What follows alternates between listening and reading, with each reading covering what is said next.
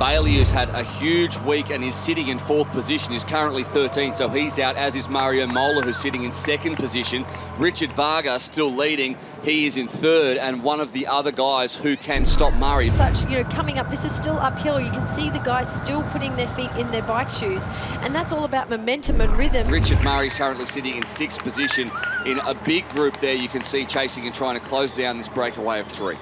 It's Van Egdom and Crisanto Grajales who are in a lot of trouble. They've been left from this group. The under-23 world champion in Jorik Van Egdom, they're off the back. They're 10 seconds. They're gone, in my opinion. They're not going to close down this group.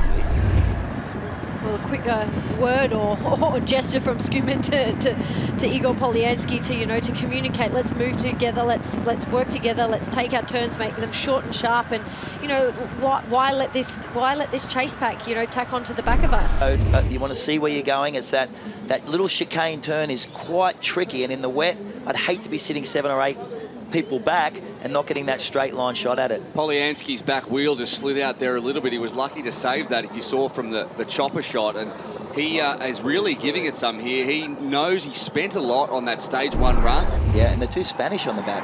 Javier Gomez, 5-time world champion, the current world champion Mario Mola sitting last wheel. Constantly changing. There's really nowhere to sit. We've seen the guys who consider themselves big on the bike but spend a lot of time in the pack sometimes get dropped off the back, and Ali Brownlee it happened to yesterday.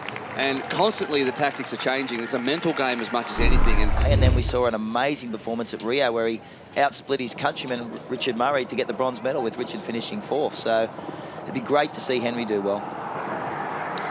Polyansky knowing that he needs to give himself all the time in the world. You can see him there on the inside again, just drifting out on the back wheel. Know that potentially after 3 days, he might be feeling that as they come down and take their shoes off and head into transition.